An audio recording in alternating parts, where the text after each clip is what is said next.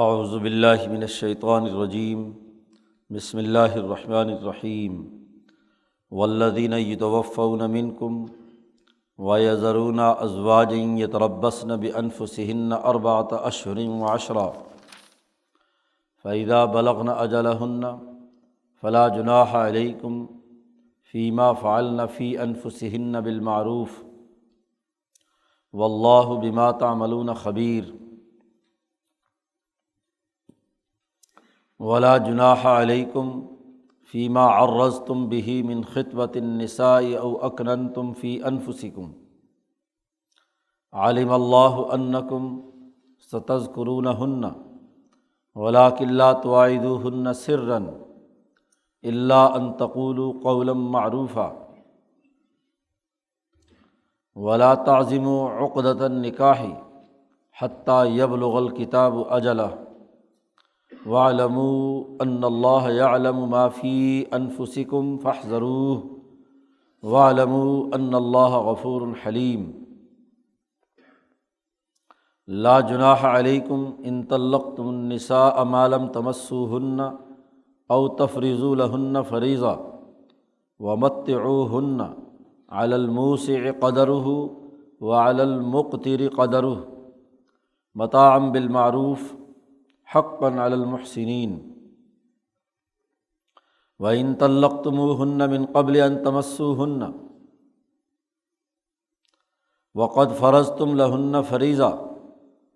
فَنِصْفُ مَا فَرَضْتُمْ إِلَّا أَن يَعْفُونَ أَوْ يَعْفُوَ الَّذِي بِيَدِهِ عُقْدَةُ النِّكَاحِ وَأَن تَعْفُوا أَقْرَبُ لِلتَّقْوَىٰ وَلَا تَنسَوُا الْفَضْلَ بَيْنَكُمْ ان اللہ بما تعملون بصیر حافظوا علی الصلوات والصلاة الوسطی وقوموا للہ قانتین فإن خفتم فرجالا او رکبانا فإذا امنتم فاذکروا اللہ کما علمکم ما لم تکونوا تعلمون والذین یتوفون منکم وَيَذَرُونَ أَزْوَاجًا وَصِيَّةً لِأَزْوَاجِهِم مَّتَاعًا إِلَى الْحَوْلِ غَيْرَ إِخْرَاجٍ فَإِنْ خَرَجْنَ فَلَا جُنَاحَ عَلَيْكُمْ فِيمَا فَعَلْنَ فِي أَنفُسِهِنَّ مِن مَّعْرُوفٍ وَاللَّهُ عَزِيزٌ حَكِيمٌ وَلِلْمُطَلَّقَاتِ مَتَاعٌ بِالْمَعْرُوفِ حَقًّا عَلَى الْمُتَّقِينَ كَذَلِكَ يُبَيِّنُ اللَّهُ لَكُمْ آيَاتِهِ لَعَلَّكُمْ تَعْقِلُونَ صدق اللہ العظیم۔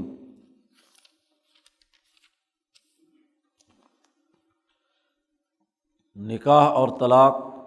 اور رضاعت کے مسائل بیان کرنے کے بعد قرآن حکیم نے عورتوں کی عدت سے متعلق موت کی صورت میں اس کے قوانین اور ضابطے بیان کیے ہیں۔ جیسے طلاق سے میاں بیوی کے درمیان تفریق ہو جاتی ہے، ایسے ہی مرد کے انتقال سے عورت نکاح سے فارغ ہو گئی تو اب اس کی عدت گزارنے کا کیا قانون اور ضابطہ ہے، وہ قرآن حکیم نے ان آیات مبارکہ میں بیان کیا ہے۔ والذین یتوفون منکم، وہ لوگ جو تم میں سے مر جائیں، فوت ہو جائیں، وَيَذَرُونَ أَزْوَاجًا،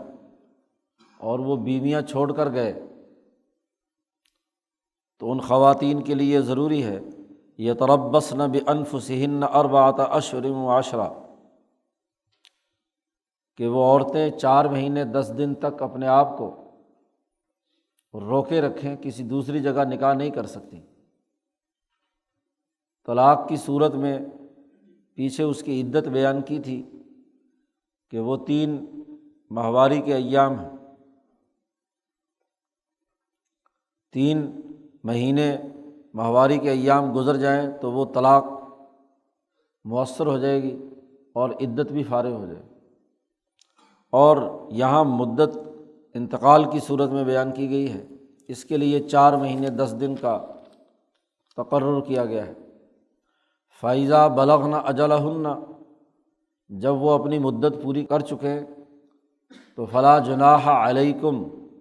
فیما فعلن فی انفسہن بالمعروف، تو تم پر کوئی حرج نہیں ہے کہ وہ خواتین اپنی ذات کے بارے میں جو فیصلہ کرنا چاہے معروف طریقے سے، یعنی اس خاتون کے ورثاء کے لیے یا مردوں کے ورثاء کے لیے یہ رکاوٹ ڈالنا درست نہیں ہے۔ خواتین جدھر شادی کرنا چاہیں جہاں، لیکن معروف اور دستور کے مطابق، یعنی جو طریقہ کار ہے کہ وہ کفو کے اندر شادی ہو اور ایجاب و قبول ہو، گواہوں کی صورت میں ہو، وغیرہ وغیرہ۔ تو اگر خاتون جو بیوہ ہو چکی ہے 4 مہینے 10 دن کے بعد جدھر چاہے جہاں چاہے وہ فیصلہ کر سکتی ہے، تم پر کوئی گناہ نہیں ہے۔ 4 مہینے 10 دن سے پہلے وہ خاتون کہیں اور تعلق قائم نہ کرے، حتیٰ کہ نکاح کا وعدہ بھی کسی سے نہ کرے، آگے تفصیل اس کی آ رہی ہے۔ واللہ بما تعملون خبیر، اللہ تمہارے تمام کاموں سے باخبر ہے، جانتا ہے۔ ولا جناح علیکم فیما عرضتم به من خطبۃ النساء او اکننتم فی انفسکم، شوہر فوت ہو گیا، بیوہ عورت عدت گزار رہی ہے، تو عربوں کے ہاں طریقہ کار یہ تھا، اول میں تو عدت کا کوئی تقرر نہیں تھا، سال بھر، جیسا کہ آگے آ رہی ہے ایک تفصیل، وہ عدت گزارتی تھی۔ دوسرا یہ تھا کہ عدت کے دوران ہی دوسرے مرد پیغام نکاح دے دیتے تھے، یعنی گویا کہ ابھی عدت سے پہلے کم از کم ان کا وعدہ یا منگنی ہو جاتی تھی، طے ہو جاتا تھا۔ خطبہ کہتے ہیں منگنی کو، پیغام نکاح بھیجنا۔ تو قرآن حکیم نے کہا کہ یہ منگنی پختہ نہیں ہو سکتی، یعنی یہ بات پکی نہ عورت کرے گی نہ مرد کو اجازت ہے کہ وہ اس کو اپنی مطالبہ پیغام نکاح بھجوائے، پرپوزل بھجوائے۔ البتہ یہ ہے کہ اگر تم نے تعریض یعنی اشارے کنائے میں شادی کی ضرورت کا تذکرہ کیا ہے اس خاتون سے، تو اس میں کوئی حرج کی بات نہیں ہے۔ براہ راست اپنے آپ کو نکاح کے لیے مرد عورت کے سامنے پیش کرے، ایسے تو اجازت نہیں ہے، لیکن اگر تعریض یا اشارے کنائے میں وہ بات بیان کرے کہ میں نے بھی شادی کرنی تھی اور ایسے ویسے گول مول بات، جس سے اندازہ ہو جائے اس خاتون کو بھی کہ یہ بھی ایک امیدواروں میں سے ہے۔ لا جناح علیکم فیما عرضتم بہ، تم پر کوئی گناہ نہیں ہے کہ اگر تم اشارے میں بات کرو من خطبۃ النساء، عورتوں کی طرف منگنی کا پیغام بھجوانے کے حوالے سے، یا یہ کہ او اکننتم فی انفسکم، یا تم نے دل میں چھپا رکھا ہے کہ یہ جو بیوہ خاتون ہوئی ہے اس کی عدت گزرے گی تو میں اس سے شادی کروں گا۔ تو چونکہ قرآن نے سختی پیدا کر کے کہہ دیا تھا کہ 4 مہینے 10 دن سے پہلے کوئی آدمی ان خواتین کے ساتھ رابطہ اور تعلق پیدا نہ کرے،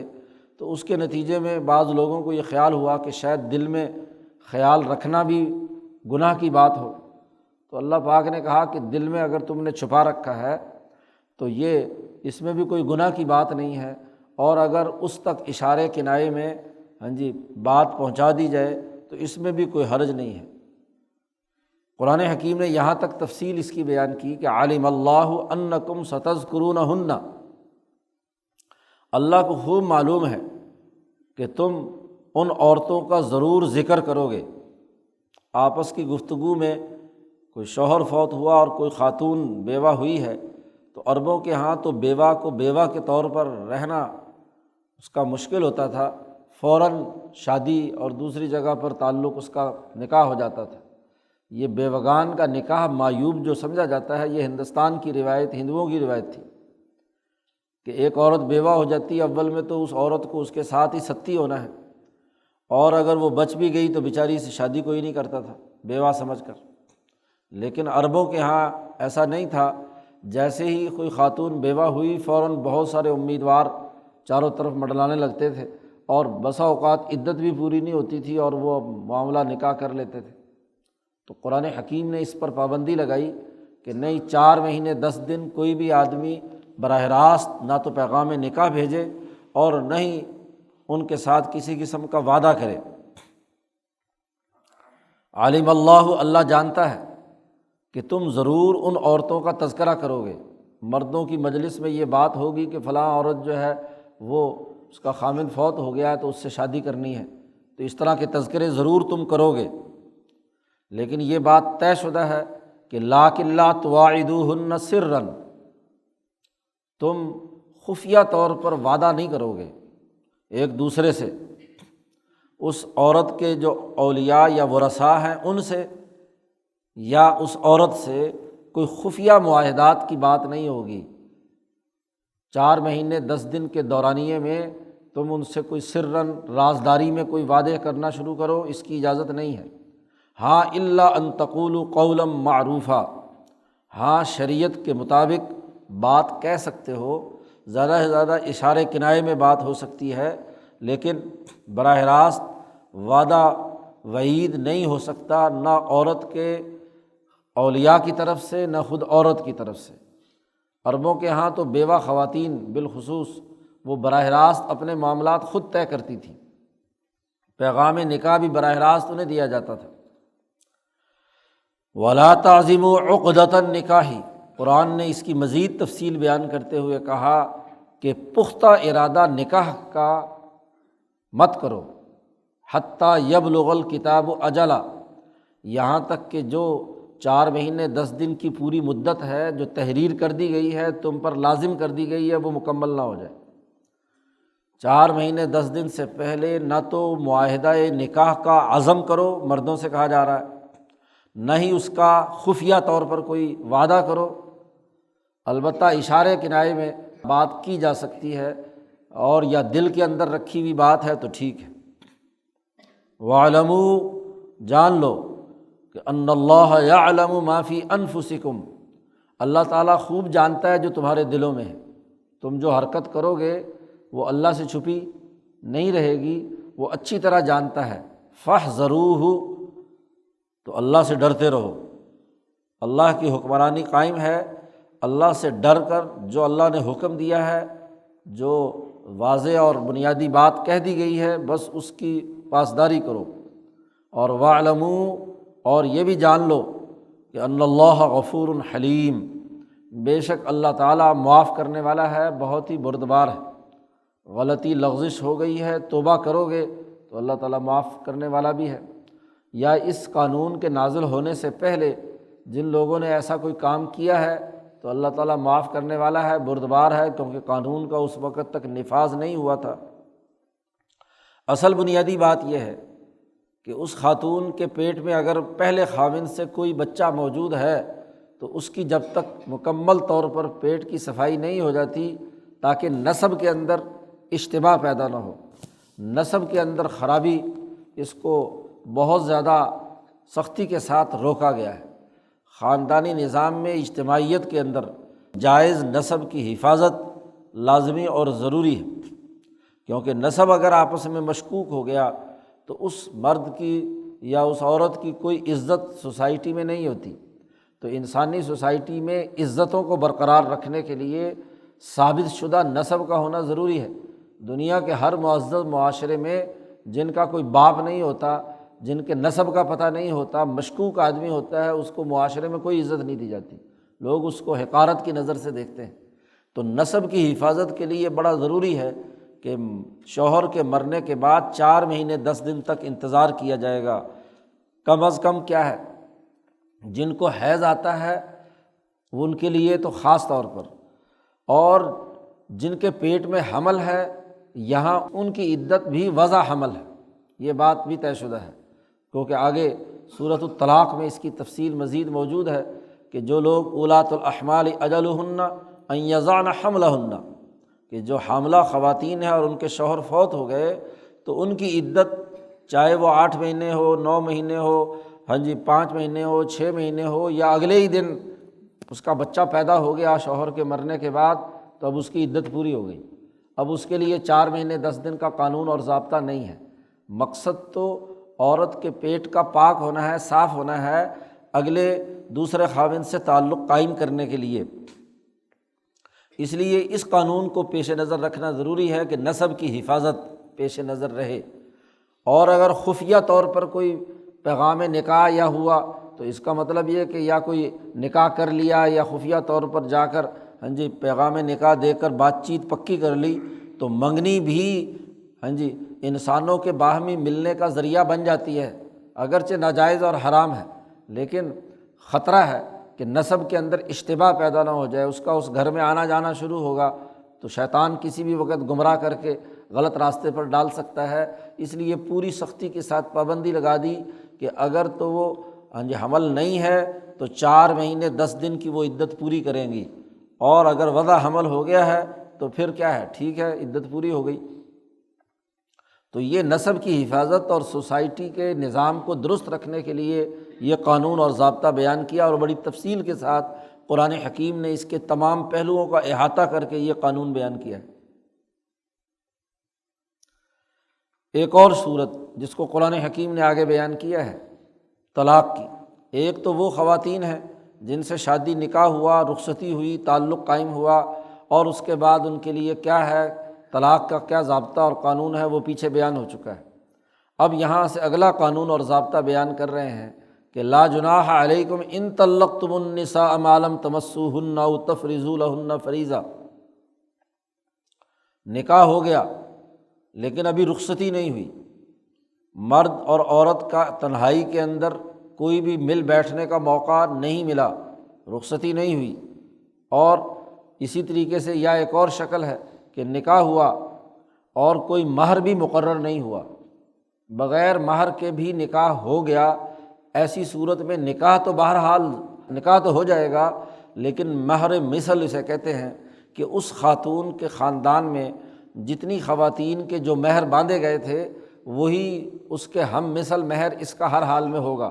مہر تو ہر حال میں دینا ہے، لیکن وہ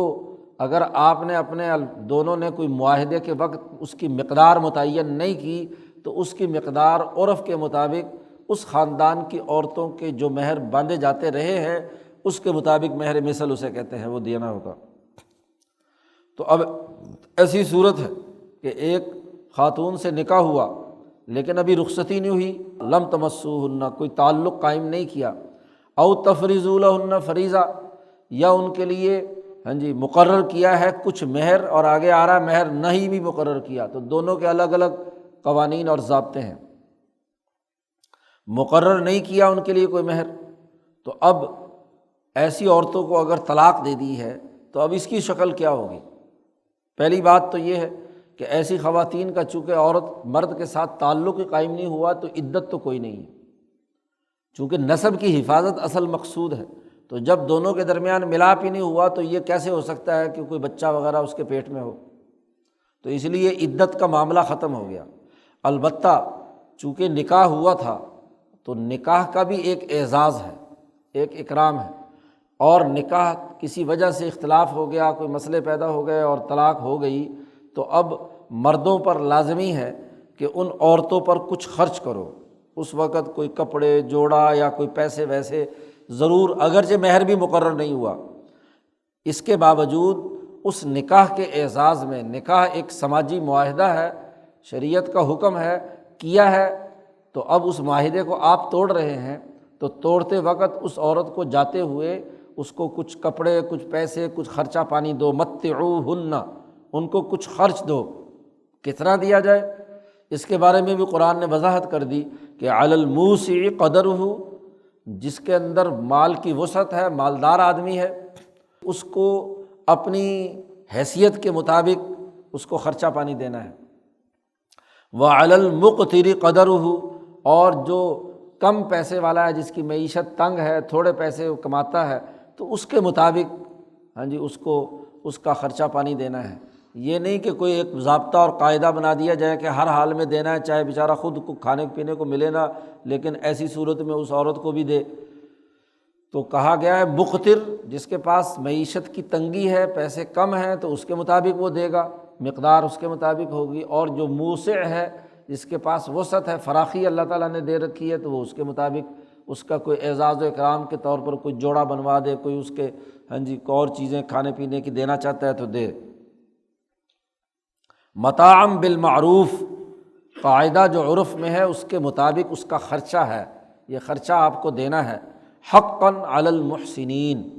یہ حق ہے، لازم ہے ان لوگوں پر جو محسن ہیں، نیکی کرنے والے ہیں،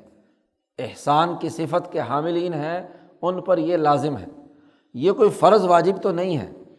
کوئی قاعدے اور ضابطے کے مطابق فرض نہیں ہے۔ محسنین احسان کریں گے کہ ان کو یہ خرچہ دینا چاہیے، تاکہ سماجی معاملات کے اندر ایک معاہدہ نکاح ہوا تھا، ایک وقت میں آپ کا ایک تعلق ہوا تھا، تو اس تعلق کی بنیاد پر کیا ہے آپ کو کچھ اس کو دینا چاہیے۔ اور خود نبی اکرم صلی اللہ علیہ وسلم کی بھی سنت ہے، ایک خاتون جو کسی دور کے قبیلے کی تھی، اس کے ساتھ حضور کا نکاح ہوا، حضور صلی اللہ علیہ وسلم کا نکاح ہوا، آپ صلی اللہ علیہ وسلم جیسے ہی حجلہ عروسی میں داخل ہوئے تو اس عورت نے دور سے ہی کہا کہ میں اللہ کی پناہ مانگتی ہوں آپ سے۔ تو حضور صلی اللہ علیہ وسلم نے کہا کہ اللہ کی تو نے پناہ مانگی ہے، اس لیے تو میری طرف سے فارغ ہے، میں تیرے قریب نہیں آؤں گا۔ اس کو فارغ کر دیا خاتون کو، اور اس کو حضور نے پھر لباس اور کھانے پینے کی چیزیں وہ اس کو دیں، تو وہ عورت جو ہے حضور نے فارغ کر دی۔ تو عمل بھی حضور صلی اللہ علیہ وسلم کا ہے کہ ابھی تعلق قائم ہونے سے پہلے اس نے گویا کہ اللہ کی پناہ مانگی، تو حضور نے فرمایا کہ ٹھیک ہے، تو نے اللہ کا نام درمیان میں لے آیا، میں تجھے طلاق دیتا ہوں، فارغ جاؤ، اور یہ کچھ کپڑے وپڑے جو ہے نا وہ چیزیں اس کو بھجوا دی۔ تو اگر ایسی نوبت آ جائے کہ طلاق دینی پڑے رخصتی سے پہلے اور مہر بھی کوئی نہ ہو، تب بھی اس کے احسان کرنے کے لیے کچھ نہ کچھ اس کے اعزاز میں اس کو خرچہ دینا چاہیے۔ عام طور پر چونکہ یہاں ہوتا یہ تھا کہ جب طلاق کا معاملہ آتا ہے تو خوب لڑائی جھگڑے ہوتے ہیں، خاص طور پر رخصتی سے پہلے ہی طلاق ہو جائے تو دونوں آپس میں ایک دوسرے سے لڑائی بھڑائی، الزام تراشی کا معاملہ ہوتا ہے، تو جو اصل نکاح تو پیچھے چلا جاتا ہے، خاندانوں میں لڑائیاں جھگڑے اور فسادات شروع ہو جاتے ہیں۔ تو قرآن حکیم نے اس کو منع کیا کہ نہیں، ٹھیک ہے نہیں نبھ رہی یا کوئی ان کے درمیان نہیں معاملہ ہو رہا تو اجتماعیت کا معاملہ ہے، علیحدگی ہو جائے، اور پھر مرد کو اس عورت کا اعزاز کرتے ہوئے کچھ نہ کچھ دینا چاہیے۔ ایک اور شکل، وَإِن طَلَّقْتُمُوهُنَّ مِن قَبْلِ أَن تَمَسُّوهُنَّ، اگر تم نے رخصتی سے پہلے ان عورتوں کو چھونے سے پہلے تم نے انہیں طلاق دے دی، وَقَدْ فَرَضْتُمْ لَهُنَّ فَرِيضَةً، اور اس نکاح کے موقع پر مہر مقرر ہوا تھا کہ اتنے ہزار، اتنے لاکھ، اتنے پیسے آپ نے دینے ہیں، مہر مقرر ہوا تھا۔ پہلی والی شکل وہ تھی کہ جس میں مہر مقرر نہیں ہوا تو وہاں آپ اس کو احسان کے طور پر کوئی استعمال کا خرچہ دیں گے، اور یہاں یہ ہے کہ مہر مقرر ہے، اور چونکہ رخصتی نہیں ہوئی تو اب اس کے لیے قانون اور ضابطہ یہ ہے کہ فَنِصْفُ مَا فَرَضْتُمْ، تو جتنا تم نے مہر مقرر کیا ہے اس کا آدھا مرد کو دینا ہے خاتون کو، کیونکہ نکاح ہو گیا ہے، مہر مقرر ہوا ہے، تو مہر کے تقرر ہونے کے بعد اس کل مہر کا آدھا حصہ عورت کو دیا جائے گا۔ کم از کم نکاح ہوا ہے لیکن رخصتی نہیں ہوئی، رخصتی ہوتی تو پورا مہر واجب تھا، لیکن رخصتی نہیں ہوئی تو آدھا مہر اس کا کٹ جائے گا، آدھا مہر اس کو دینا ہوگا۔ البتہ اس میں دونوں فریقوں کو یہ اختیار بھی دیا گیا ہے، الا ان یعفون او یعفو الذی بیدہ عقدۃ النکاح، مگر یہ کہ عورتیں خود معاف کر دیں کہ نہیں ہمیں یہ مہر آدھا نہیں چاہیے، تو ان کی مرضی ہے، مرد پر لازم ہے کہ اسے وہ مہر دینا ہے، اور یا یہ کہ مہر پہلا دے چکے تھے پورا جتنا مقرر ہوا تھا، یا آپ نے مہر ابھی دینا ہے تو مرد جو ہے وہ معاف کر دے اپنے حصے کا آدھا، اور اس کا معاف کرنے کا مطلب یہ ہے کہ وہ پورا مہر اس کو دے دے کہ چلو ٹھیک ہے میں آدھا جو ہے نا اپنے حصے کا وہ بھی تمہیں دیتا ہوں۔ تو مرد جو ہے جس کے قبضے میں نکاح کی گرہ ہے، عقدۃ النکاح، نکاح کی گرہ خامند کے قبضے میں ہے، مرد کے یعنی طلاق دینے کا اختیار اس کے پاس ہے، تو اس کو یہ اختیار ہے کہ وہ اگر چاہے تو پورا مہر دے دے کہ جی چونکہ چلو ہمارا نبھاؤ تو نہیں ہوا، ہم اکٹھے نہیں رہ سکے، تو اب چونکہ معاہدہ نکاح ہوا ہے تو نکاح کی عزت کے طور پر وہ اس کو پورا مہر دے دے، اور عورت کی معافی یہ ہے کہ وہ اپنا آدھا بھی چھوڑ دے کہ جی میں نے نہیں لینا، تو دونوں میں سے۔ لیکن یہاں آگے اگلی آیت میں اللہ نے واضح کر دیا کہ وَأَن تَعْفُوا أَقْرَبُ لِلتَّقْوَىٰ، اگر مرد درگزر کریں تو یہ تقویٰ کے سب سے زیادہ قریب ہے۔ مرد کو زیادہ اپنا حق پر کنٹرول کرنا چاہیے، بجائے یہ کہ خاتون سے مطالبہ کیا جائے۔ چونکہ خواتین بیچاری کمزور ہوتی ہیں، اس لیے وہ ویسے بھی معاف کرنے کے چکر میں ہوتی ہیں، تو اس لیے مردوں کو لازمی قرار دیا گیا کہ ان کو اس بات کا خیال رکھنا چاہیے۔ طلاق کا یہ مطلب نہیں کہ اب ان خاندانوں کے درمیان لڑائی بھڑائی جھگڑا اور دشمنیاں جو ہیں وہ شروع ہو جائیں۔ ٹھیک ہے، معاملات نہیں آگے بڑھ سکے تو اجتماعیت کو علیحدگی، خوش اسلوبی سے علیحدگی اختیار کر لی جائے، اور جو مہر مقرر ہوا تھا وہ پورا کا پورا اس عورت کو دے دیا جائے۔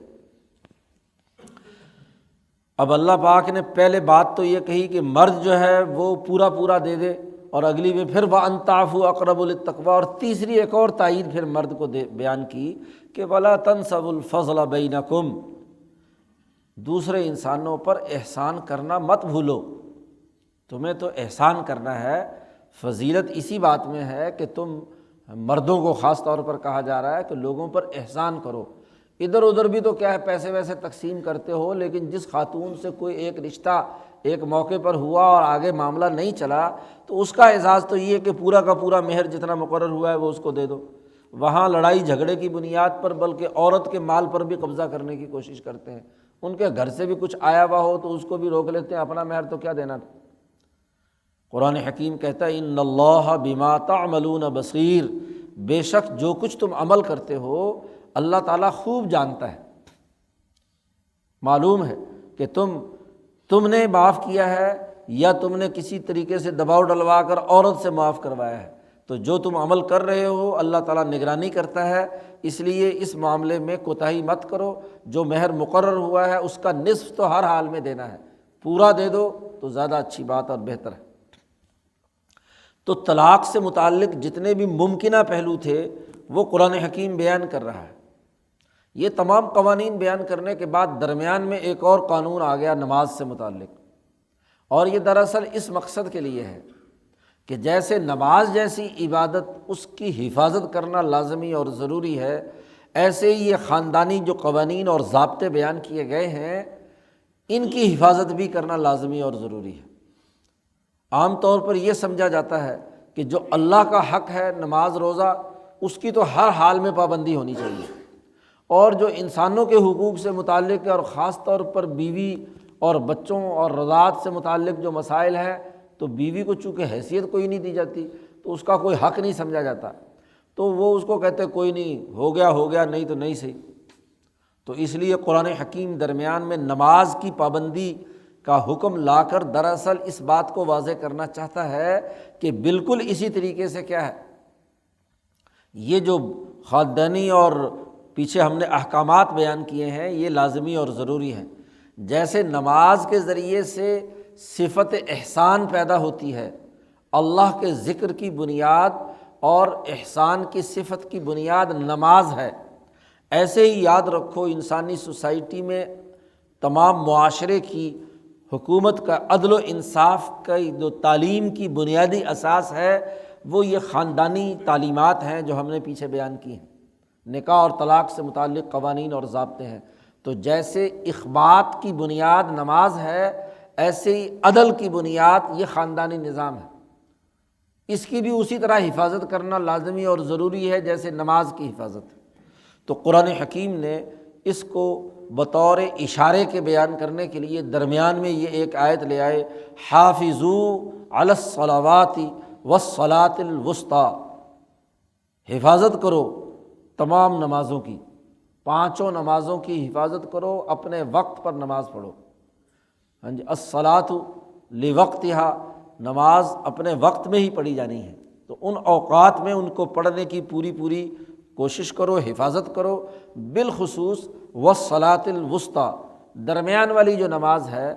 اس کا خاص طور پر حفاظت کرو۔ یہ جو عصر کی نماز ہے درمیان والی، اس کو کہتے ہیں الصلاۃ الوسطیٰ۔ ایک تو اس کا وقت بڑا کم ہوتا ہے، دوسرا یہ کہ تاجر حضرات، کاروباری لوگ صبح سے کام کاج کر رہے ہوتے ہیں، تو یہ شام کا وقت ہوتا ہے، لوگ گھروں میں جانے سے پہلے خریداری مکمل کرنا چاہتے ہیں، تو گاہکوں کا رش ہے، ادھر سے کیا ہے خود آپ کو بھی حساب کتاب سمیٹنا ہے، دکان بند کرنی ہے، مغرب سے پہلے پہلے چونکہ کاروبار وائنڈ اپ ہو جاتا ہے دنیا بھر کے مہذب معاشروں میں۔ ہمارے جیسے غیر مہذب معاشرے کا معاملہ نہیں کہ 11 بجے تک کاروبار ہوتا ہے، دنیا کے ہر معاشرے میں مغرب سے پہلے پہلے تمام کاروبار وائنڈ اپ ہوتا ہے، ہاں جی، دکانیں بند کر دی جاتی ہیں، کوئی آدمی اس کے بعد کوئی کاروبار سوائے ایمرجنسی کی چیزوں کے اور کوئی دکان نہیں کھلی ہوتی۔ اور یہاں عجیب نرالا کام ہے کہ جب اللہ تعالیٰ روشنی جلاتا ہے دن میں کاروبار کے لیے فجر کے بعد، تو یہ پردے تان کر سوتے ہیں لائٹیں بجھا کر، اور جب رات اللہ میاں بلب بند کرتا ہے کہ اب مغرب ہو گئی کھانا کھاؤ اور جا کر سو، تو وہاں لائٹیں جلا کر کاروبار کرتے ہیں۔ عجیب الٹی قوم ہے۔ تو وہ نماز جو عصر کی نماز ہے وہ تنگ وقت ہوتا ہے، گاہکوں کا ہجوم ہے، خرید و فروخت عروج پر ہے، کام سمیٹنا ہے، دکان بند کرنی ہے، تو عموماً اس نماز میں سستی ہو جاتی ہے، لیٹ ہو جاتی ہے۔ تو یہاں قرآن حکیم نے خاص طور پر کہا الصلاۃ الوسطیٰ، درمیان کی نماز کی حفاظت لازمی اور ضروری ہے۔ باقی اوقات میں تو انسان فارغ ہوتا ہے، عشاء اور مغرب جو ہے وہ فارغ ہو کر گھر چلے گئے ہیں، آپ فجر میں بھی گھر میں ہیں، زیادہ ظہر کی نماز ہے، تو دوپہر کا وقت ہے، تو ویسے بھی زوال کے وقت میں تمام دنیا بھر میں دستور تھا کہ ضرور 12 بجے وقفہ کرنے کے بعد کھانا، اور کھانے کے بعد کچھ دیر آرام، تو گویا کہ اس وقت بھی کیا ہے، گویا کہ نماز کے وقت کے اندر انسان فارغ ہوتا ہے۔ لیکن یہ عصر کی بھاگ دوڑ جو ہے یہ نماز کو لیٹ کر دیتی ہے، اس لیے یہاں خاص طور پر اس کی اہمیت کے ساتھ بیان کیا، اس کی حفاظت کرو۔ وَقُومُوا لِلَّهِ قَانِتِينَ، اور کھڑے رہو اللہ کے سامنے سب لوگ ادب سے۔ یہ نماز کی حفاظت جیسے وقت کی حفاظت ہے، ایسے ہی نماز میں پورے آداب کا لحاظ رکھ کر پڑھنا نماز یہ ضروری ہے۔ یہ نہیں ہے کہ ادھر دیکھ رہا ہے ادھر دیکھ رہا ہے، ادھر خارش کر رہا ہے ادھر خارش کر رہا ہے، یہ کر رہا ہے وہ کر رہا ہے، نہیں، یوں سمجھو کہ گویا کہ شہنشاہ مطلق ہمارے سامنے ہے۔ وہ حدیث جس میں حضور صلی اللہ علیہ وسلم نے فرمایا کہ جب آدمی نماز پڑھتا ہے تو اللہ اس کے بالکل سامنے ہوتا ہے، تو اللہ کے سامنے اس طرح کی حرکت نہیں کرنی چاہیے، آداب کا لحاظ رکھتے ہوئے اس کو کھڑے ہو جاؤ۔ نماز کی حفاظت کی اتنی پابندی ہے کہ فَإِنْ خِفْتُمْ، اگر حالت جنگ میں ہو اور خوف کی حالت میں ہو، اس کا تفصیلی قانون تو آگے جا کر آئے گا صلاۃ الخوف کا، کہ نماز خوف کی نماز کیسے پڑھنی ہے۔ یہاں قرآن حکیم نے اجمالی بات کہی ہے کہ فَإِنْ خِفْتُمْ، اگر تمہیں لڑائی اور دشمن کا خوف بھی ہو تو فَرِجَالًا أَوْ رُكْبَانًا، تو پیدل، اگر فوجی پیدل جنگ لڑ رہا ہے تو پیدل چلتے ہوئے بھی کیا نماز پڑھ لے۔ وقت نماز کا ہو گیا ہے، نماز جانے کا وقت ہے، تو اب اسی حالت میں نماز پڑھ لے، چاہے اشارے سے پڑھے۔ سجدہ کرنے کا خوف ہے کہ سجدہ کرنے میں دشمن وار کرے گا، تو بس کھڑے کھڑے اشارے سے کیا ہے نماز پڑھ لے۔ اور رکبانن، یا کسی سواری پر ہے، گھوڑے پر ہے، یا کسی آج ٹینک پر ہے، کسی پر بھی ہے رکبانن، تو وہاں بھی موقع اتر کر پڑھنے کا نہیں ہے، تو سواری کی حالت کے اندر اشارے سے نماز پڑھ لے، لیکن نماز ضرور وقت پر پڑھنی ہے رکبانن۔ فَإِذَا أَمِنْتُمْ، اور پھر جب تم امن پا جاؤ، یعنی جنگ کا معاملہ ختم ہو جائے، تو فَاذْكُرُوا اللَّهَ كَمَا عَلَّمَكُم مَّا لَمْ تَكُونُوا تَعْلَمُونَ، تو پھر اللہ کا ذکر کرو کثرت سے، نماز اس طریقے سے پڑھو جیسے اللہ نے تمہیں سکھلائی ہے اور تم پہلے نہیں جانتے تھے۔ نبی اکرم صلی اللہ علیہ وسلم نے تعلیم دی ہے، نبی اکرم صلی اللہ علیہ وسلم کو جبرائیل نے تعلیم دی ہے۔ نماز سکھانے کے لیے جبرائیل حضور کے پاس آئے اور فجر کے اول وقت میں، پہلے دن اول وقت میں نمازیں پڑھائیں۔ جیسے ہی صبح صادق طلوع ہوئی اسی وقت ہاں جی جبرائیل امام ہیں اور حضور ان کے مقتدی ہیں، نماز پڑھا دی۔ ایسے ہی زوال کا وقت ختم ہوا، ظہر کی نماز پڑھا دی۔ جیسے ہی عصر کا وقت شروع ہوا تو عصر کی پڑھا دی۔ مغرب کا وقت شروع ہوا، غروب کے فوراً بعد نماز پڑھا دی۔ عشاء کا وقت شروع ہوا تو فوراً نماز پڑھا دی، پہلے دن اول وقت۔ اور دوسرے دن جبرائیل امین نے حضور صلی اللہ علیہ وسلم کو نماز پڑھائی آخر وقت میں، سورج طلوع ہونے کے قریب ہے تو فجر کی نماز پڑھائی، ظہر کا وقت ختم ہونے کے قریب ہے تو ظہر کی پڑھائی، عصر کا وقت مغرب کے قریب آ گیا، غروب ہونے کے تو نماز پڑھائی عصر کی، ایسے ہی مغرب کا آخری وقت میں پڑھائی، عشاء بالکل آخری وقت میں پڑھائی۔ اور 2 دنوں کی اس مشق کے بعد جبرائیل نے حضور سے کہا کہ ان 2 اوقات کے درمیان ان نمازوں کا وقت ہے، اتنی حد کے اندر آپ نماز ادا کر سکتے ہیں۔ تو پریکٹیکل کرایا، سکھلایا ہے، علمکم، صرف بتلا نہیں دیا کہ اتنے وقت سے اتنے وقت تک، کر کے دکھایا، اور پھر اس کے بعد عملاً بتلا دیا کہ یہ جو اوقات ہیں، ان اوقات کے درمیان کے اوقات ان نمازوں کے ہیں، تو یہ تمہیں جیسے سکھلایا تھا ویسے نماز ادا کرو۔ تو نماز کی حفاظت کا قانون یہاں پر لا کر دراصل اس بات کی طرف اشارہ کیا ہے کہ یہ جتنے بھی قوانین اور ضابطے بیان کیے گئے ہیں گھریلو نظام کے، ان کی بھی حدود ہیں، ان کو بھی پیش نظر رکھنا ہے۔ ایک اور قانون اور ضابطہ بیان کیا ہے، والذین یتوفون منکم ویذرون ازواجا، وہ لوگ جن کا انتقال ہو گیا، فوت ہو گئے، اور بیویاں چھوڑ کر جا رہے ہیں، بیویاں چھوڑ کر جا رہے ہیں۔ پہلے شکل تو 2-3 شکلیں جو بیان کی گئی تھی وہ عدت سے متعلق تھیں، یہاں یہ کہ وہ خاتون بیوی پیچھے ہے اور اس سے بچے بھی ہیں، تو اب ان خواتین کے لیے خرچے پانی کا کوئی بندوبست تو ہونا چاہیے۔ اگر وہ ماں باپ کے گھر سے نکل آئی، وہاں بھی کوئی اس کی ضرورت پوری کرنے والا نہیں ہے۔ ہوتا یہ تھا کہ عربوں کے ہاں کہ اس میت کی وراثت اس کی اولاد لے جاتی تھی، تو اولاد اگر تو پہلی بیوی سے ہے تو وہ تو بیوی اور اولاد وہ تو ٹھیک ہے، خرچہ پانی ان کو اولاد ان کو دیتی رہتی تھی۔ شادی دوسری کی، اس سے کوئی اولاد پیدا نہیں ہوئی، تو اب اس کے لیے خرچہ پانی کا بندوبست کیسے ہوگا؟ تو یہ قانون شروع میں آیا تھا وراثت کے قانون سے پہلے، کہ وہ عورتیں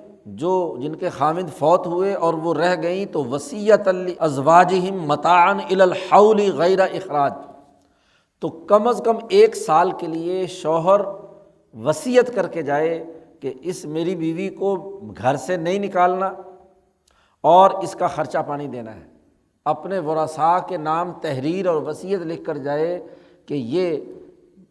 جو میری اہلیہ ہے اس کو کم از کم 1 سال کی تو وصیت کر کے جائے کہ 1 سال تک اس کو گھر سے نہیں نکالنا اور اس کی ضروریات پوری کرنی۔ یہ قانون اور ضابطہ شروع میں نازل کیا گیا، اور اس میں چونکہ مدت بھی تقریباً 1 سال کی تھی، لیے مسئلے کا مستقل حل نہیں تھا۔ جب وراثت کا قانون آگے آیا ہے، جیسے پیچھے گزرا تھا والدین کے لیے وصیت کا، تو وہ وصیت بھی اسی وقت تھی کہ جب وہ ان کا کوئی وراثتی حق متعین نہیں ہوا تھا، تو یہاں بیویوں کے لیے بھی وصیت کا حکم پہلے آیا تھا۔ اور پھر جب وراثت کا قانون آگے سورۃ النساء کے دوسرے رکوع میں اللہ نے تفصیل کے ساتھ بیان کر دیا کہ اگر اولاد پیدا نہیں ہوئی تو 1/4 حصہ ہے، اور اگر اولاد ہوئی ہے تو 8واں حصہ ہے۔ اس خاتون سے اولاد ہوئی ہے، اولاد موجود ہے، تو پھر اس کا 8واں حصہ ہوگا، تو وہ 8واں حصہ اس کا متعین کر دیا اس خاتون کے لیے وراثت میں سے کہ کل جائیداد کا، کل مال کا 8واں حصہ اسے ملے گا۔ تو اب یہ وصیت کا جو قانون ہے یہ اس پر عمل درآمد نہیں ہوگا غیر اخراج۔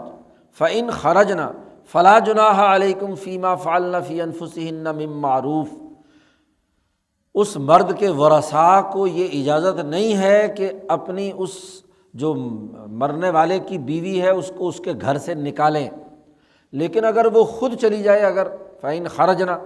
اس کے ماں باپ مثلاً موجود ہیں، کوئی بھائی ہے تو وہاں وہ جانا چاہتی ہے، فَإِنْ خَرَجْنَا تو فَلَا جُنَاحَ عَلَيْكُمْ فِي مَا فَعَلْنَا فِي أَنفُسِهِنَّ مِن مَّعْرُوف، تو تم پر کوئی گناہ نہیں ہے کہ جو انہوں نے خود از خود فیصلہ کیا ہے جانے کا، ان کو زیادہ سہولت ہے اپنے بھائی کے گھر رہنے میں یا اپنے ماں باپ کے گھر میں رہنے میں، یہاں اس کو دقت محسوس ہوتی ہے، تو ٹھیک ہے، اگر وہ چلی گئی ہے تو تم پر کوئی گناہ نہیں ہے۔ واللہ عزیز حکیم، بے شک اللہ پاک زبردست ہے، حکمت والا ہے۔ تمام قوانین اور ضابطے اللہ نے اپنی طاقت اور قوت اور تمام پہلوؤں کی حکمت کو سامنے رکھ کر جاری کیے ہیں، لہٰذا ان قوانین کی پاسداری اور پابندی کی جائے۔ پھر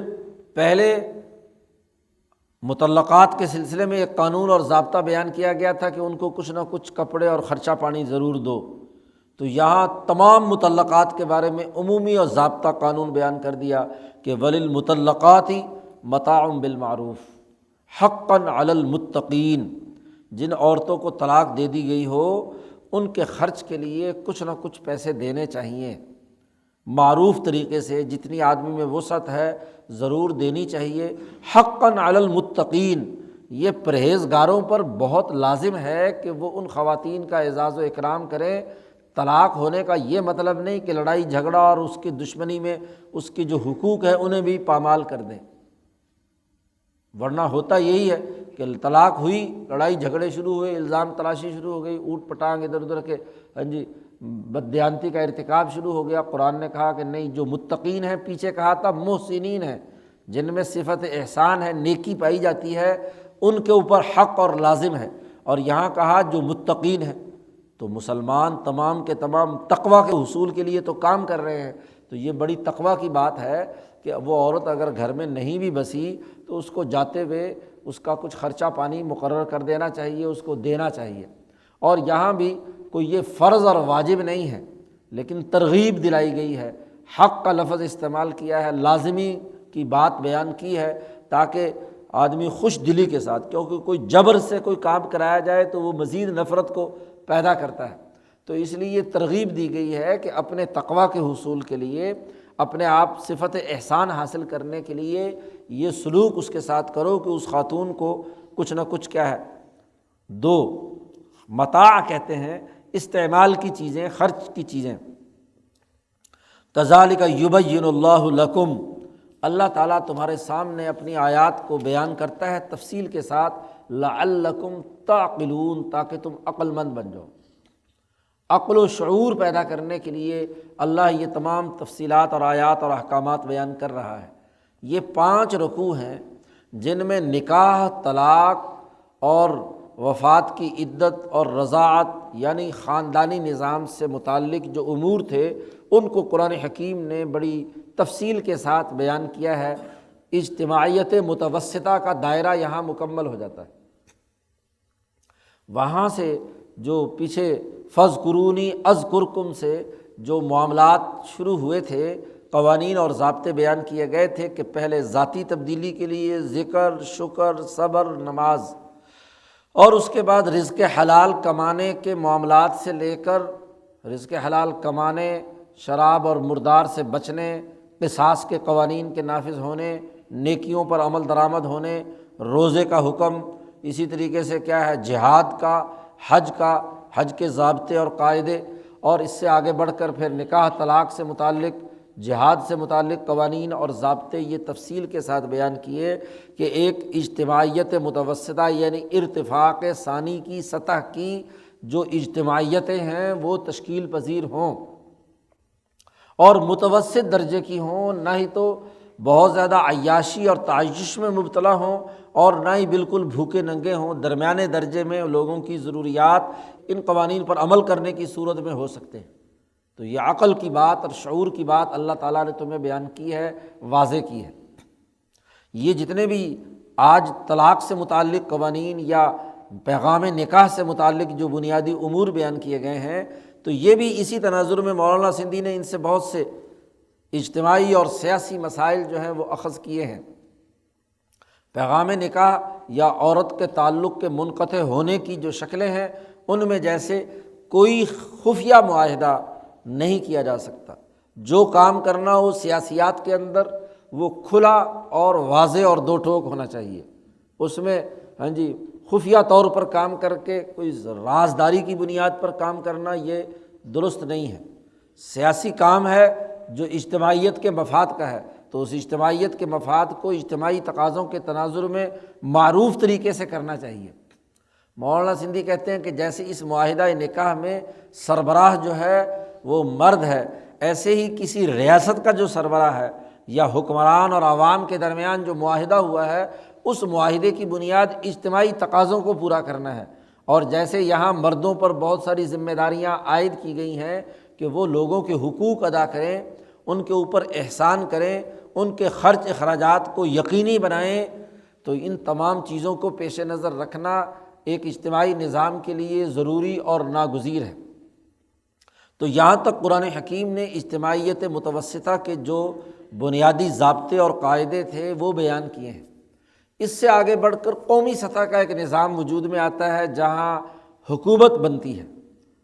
حکمران وجود میں آتے ہیں، تو حکمرانی کیسے قائم ہوگی، اور یہ جتنی بھی معاشی اور خاندانی سرگرمیاں ارتفاق ثانی کی سطح پر جتنی اجتماعیتیں وجود میں آئی ہیں، ان کے درمیان ڈسپلن کیسے قائم ہوگا،